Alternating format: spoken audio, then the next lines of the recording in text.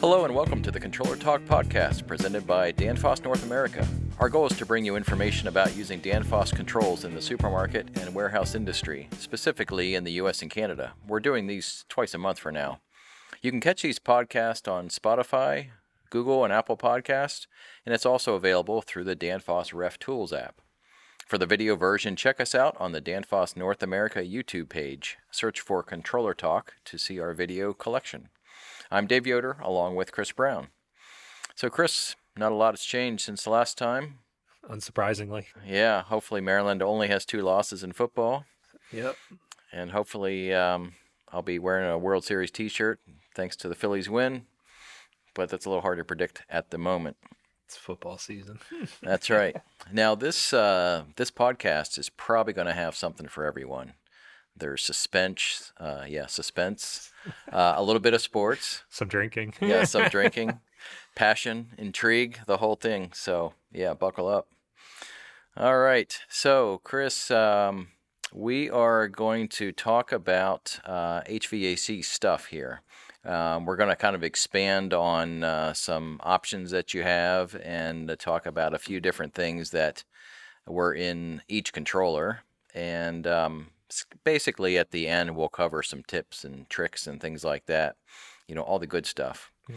So we're going to cover the basics of the HVAC interface and control options and answer some burning questions like, why won't the AC start? Why isn't the heat turning on? And the most burning question of all, what does the status of desired mean?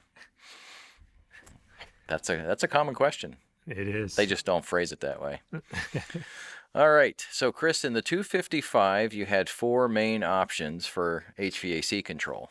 Now, when you go into the configuration under HVAC, there's some typical things there. It defaults to something called RTU. Right. And it's your main option for your normal rooftop units. So you get fan control, cooling, heating, dehumidification, and a little bit of damper control.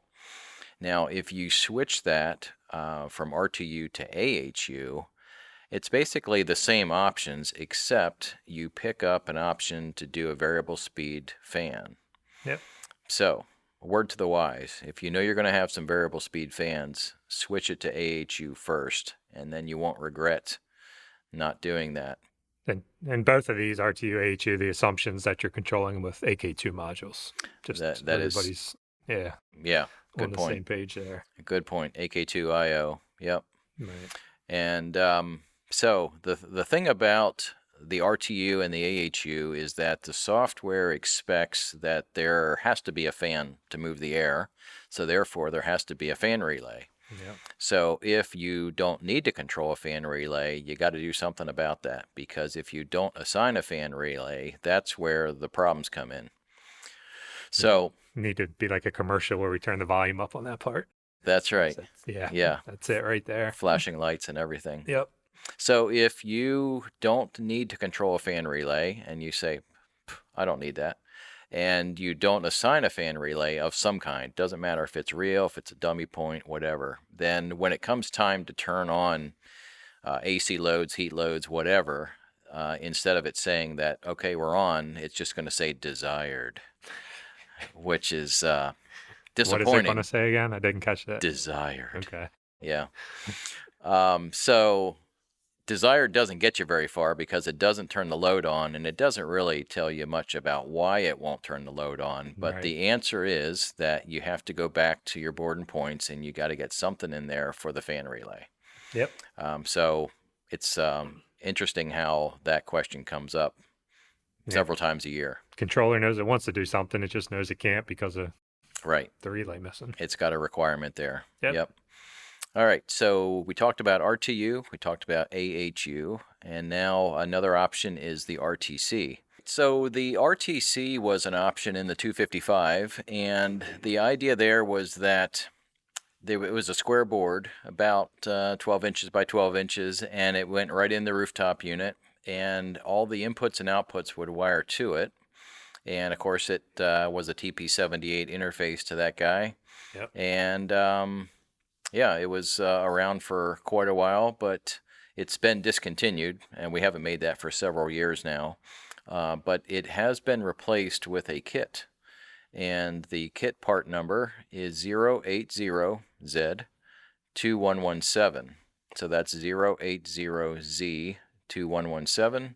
And that kit contains the AK2 boards that you would need to replace the RTC with AK2 boards, along with some wire, some documentation, a power supply that cleans up the 24 volts, and everything there that you would need.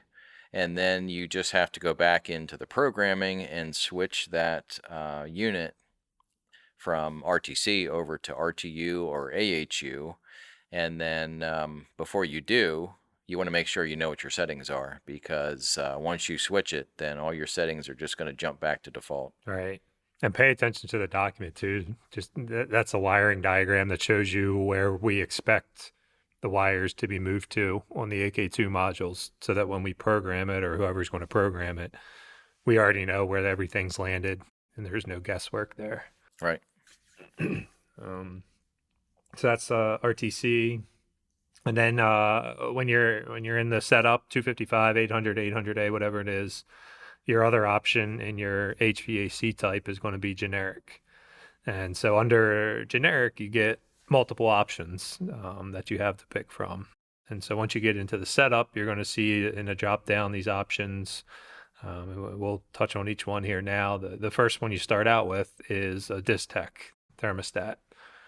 So not too popular anymore. I don't get a lot of calls or hear a lot about them too much, but there was a point in time where they were just a regular thermostat, nothing out of the ordinary from that standpoint, where you've got some buttons and a small display on it to give you some status updates and maybe adjust your set point. But that's option number one that you're going to see in the setup, is this Distech device that we saw some of. Yeah, it was pretty popular at the time, because it would basically, you just bring all your 24 volt control wires right down to that unit and tie everything in, Y1, Y2, all those usual things. And then, of course, we interfaced it back to the 255 at that time.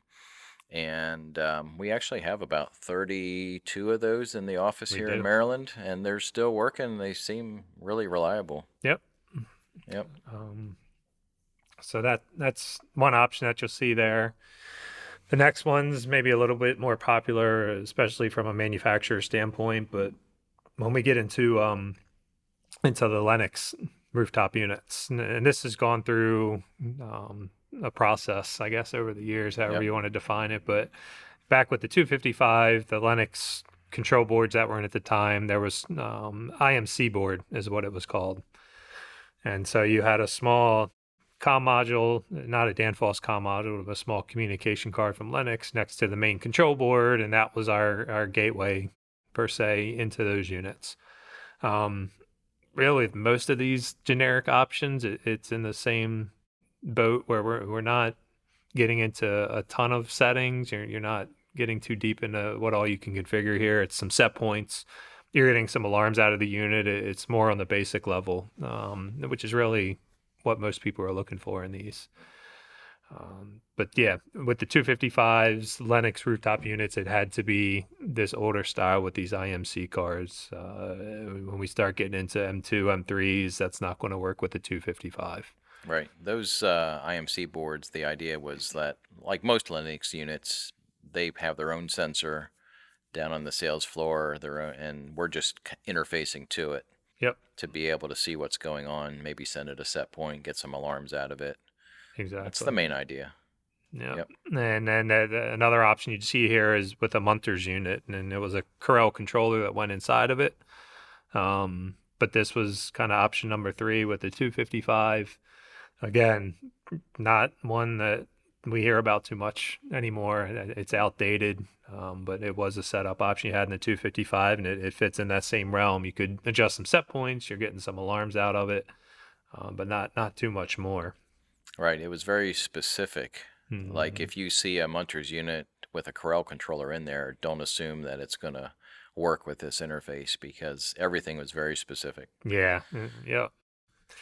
And so it's with any of these generics, it's kind of, if you want to relate this back to something like a case controller, generic types. You've got uploading, downloading a lot of times. So you always got to pay attention to that with any of these device types too.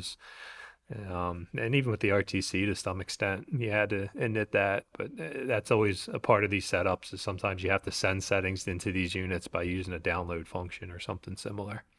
Yep.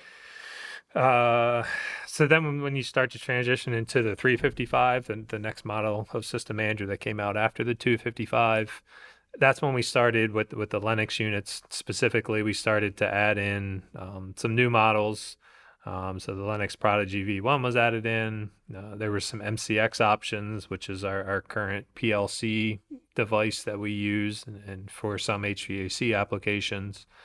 So we'll get into that in a minute here. But yeah, there's some things that you wouldn't start seeing the options for until we transitioned into the 355. Right.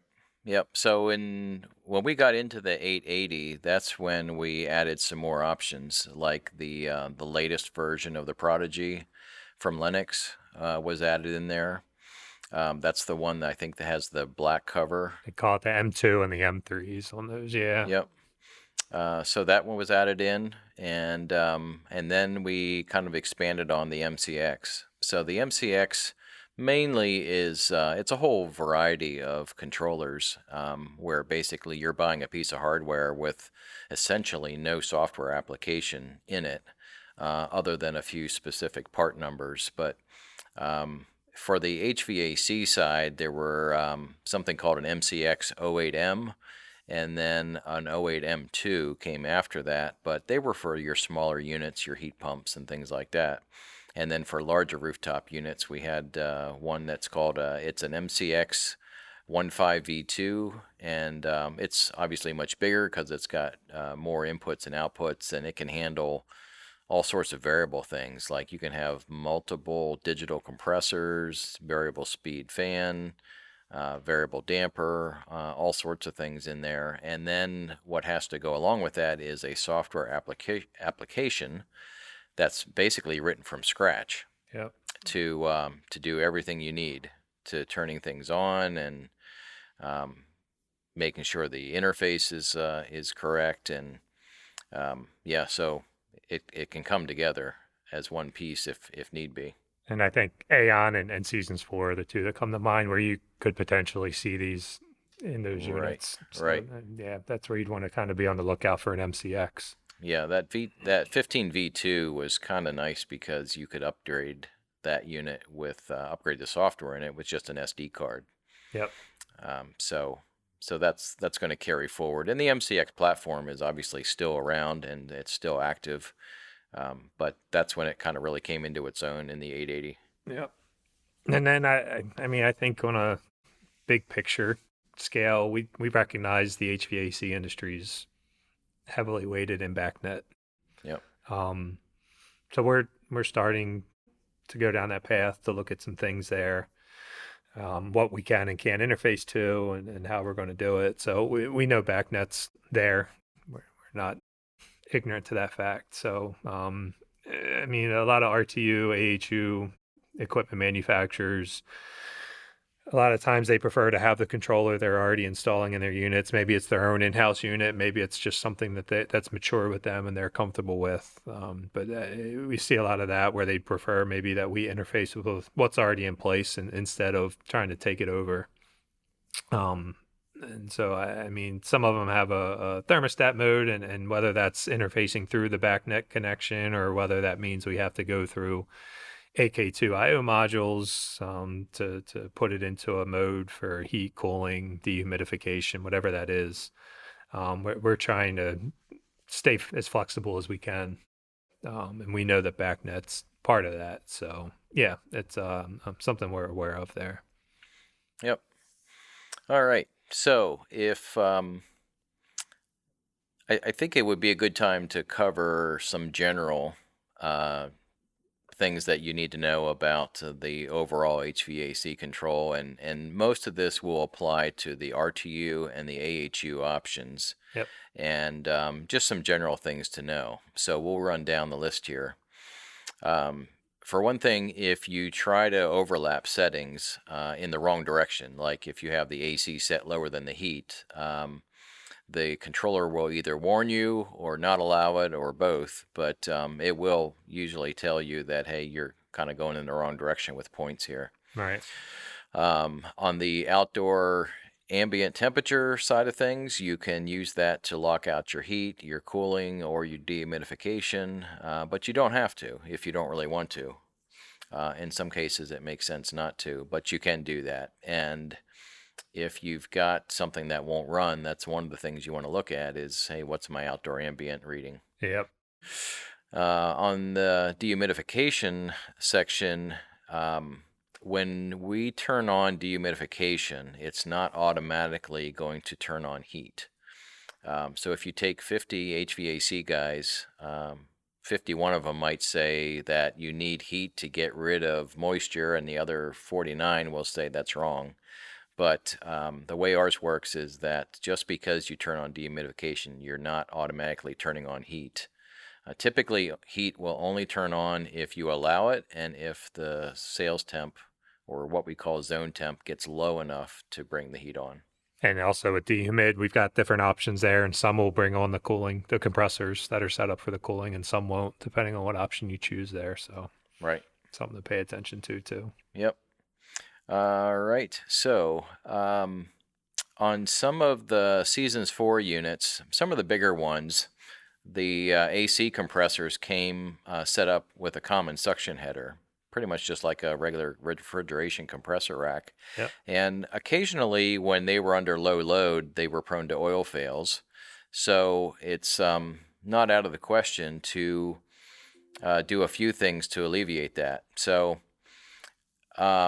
you can control those obviously with a suction transducer, and it's possible to run a lower suction target when you're only calling for one stage AC, and as you call for stage 2, then you can go back to your normal target, and that can prevent some of those oil fails that were common to happen. So it's not that difficult to set up. It's just basically setting up auxiliary set points in the rack portion if the compressors are set up that way.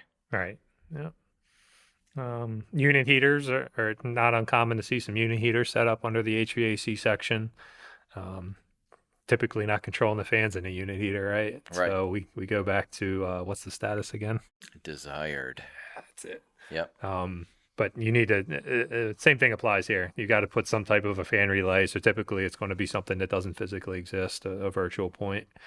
Got to put that into your fan relay in the setup, or else it won't bring on the heat when sensor drops below your set point there. And then you can set up a compressor room fan if you've got some type of an exhaust fan in the machine room. You can set it up different ways. So maybe some people want to stick it under miscellaneous. They want to include some logic with a leak detector or something, but you could also set it up under the HVAC section and just set up a stage of cooling for it if you wanted to. Again, you need a fan relay of some kind in there. But that's one option, especially if you're just looking to have it temperature controlled and nothing else kind of tied to it. On these, the sensor readings, we've obviously got some different sensors that you can have: zone, supply, return. If the zone temp reads outside of an expected range for the sensor type that you're using, then you'll see 0 degrees is what's going to be displayed as the zone temp. Yep. I think the only caveat to that is if you do have a return sensor, I think it defaults to either using that for control and displaying it, or just using it for control. Yeah, it can use that return sensor instead, which will really confuse you if you're not expecting that. Yeah. So, and then you can also, if you've got some type of an exhaust fan in a compressor room or a machine room, you can set that up under the HVAC section too. You can set it up other sections, miscellaneous, if you've got some other logic like a leak detector you want to tie into it. But you can also set it up under the HVAC, especially if you've just got a temperature. Temperature's all you're really worried about to turn it on and off. Same deal here. You've got to have some type of a fan relay in the setup if you're putting it under the HVAC section. So you want to pay attention to that. And then if you're looking at any of these units that are set up with I/O modules and you see a zone temperature of 0 degrees, that means that we're reading outside of whatever the expected range is for that sensor type. So if on the off chance you have a return sensor also being used, I think it defaults to that. But otherwise, if you're just seeing the 0 degrees in there, that means that zone sensor is not reading, and you might have to dig into the service screen to see what your resistance looks like and do some more troubleshooting there. Right. Yep. Dehumidification, typically we control it on dew point. You could just go straight off of relative humidity if you wanted to, but most people we see using it in their setup, they're doing it with dew point, using a humidity sensor and a temperature and calculating it. So it's calculating those two automatically. You can just assign the two in the program individually as a humidity and a temp sensor, and the controller's automatically going to calculate that for you. There's nothing extra you have to do for that to take place. Yeah, I'm a big fan of dew point. Yeah. Yeah. It's typically more stable than relative humidity anyway. Yeah. No, I mean, when you look at the case side, we know that that's typically what people are using to control their anti-sweat heaters on their doors. Yep. So, yeah, I agree. And then calibration. I mean, obviously, we want to make sure these sensors, they're in the right place where they're picking up the temperature we expect it to. And then they may have to be calibrated a few degrees or a few percentage points on the RH one way or the other, up or down. So just always important to keep that in mind, as you may have to calibrate these sensors as well. Yep. Maybe calibrate them once a year on average. Yep. Would be a good idea. Yeah, I mean, we've seen in the past people mounting them on columns in the store, and the hole that was drilled in the column to mount it, it was actually picking up temperature from inside of that, and way off from what the actual reading should have been. Right. And then most fans, if you're using a fan-proof input, will lock out the fan relay. 80 seconds is what we're looking at. So if we don't see proof after we call for the fan, we're going to lock out after 80 seconds. And depending on what we have enabled, that could lock the fan out. That could just lock out heating and cooling while we continue to call for the fan. But 80 seconds is kind of the time there for that proof. And then if you want to restart the fan, if that is what's locked out after a proof failure, you want to set it to manual on, set the fan to manual or the proof to manual on until the fan proof is good. And then newer software is going to let you set what that delay time is. Yep. All right, Chris. Well, that covers most of the HVAC stuff that people need to know, I think. And we'll move on to Stump Chris and see if we can throw a question at you that you may or may not know the answer. But I got to say, I think this is a softball. I'll take it. Okay. So question this time is regarding the HVAC stuff, and we're talking about heating and cooling. Is it actually possible in the controller to proof those stages? To proof the stages of heating and cooling? Yes. It is. It is actually. It is. Yeah. I don't know of anyone that's done it, but it is. Yeah, I've seen it every once in a while, but it's not super popular. Yeah. Probably just because of the labor required to hook it all up, but it'd be pretty handy to have. Yeah. Most people just look at the supply temp and go from there, but yeah, it is possible to do that in the controller. I've got a on the spot quiz question for you too. Uh-oh. Because this could help some guys out there trying to understand why a status on a unit is the way it is, but under the dehumidification section, there is a cooling low limit setting. Yes. What's the relevance there? You're asking me because you know the answer. Maybe. The cooling low limit under dehumidification is looking at the zone temp. So the idea is that you set that as basically the lowest reading you want to see on the sales floor before you shut off the dehumidification.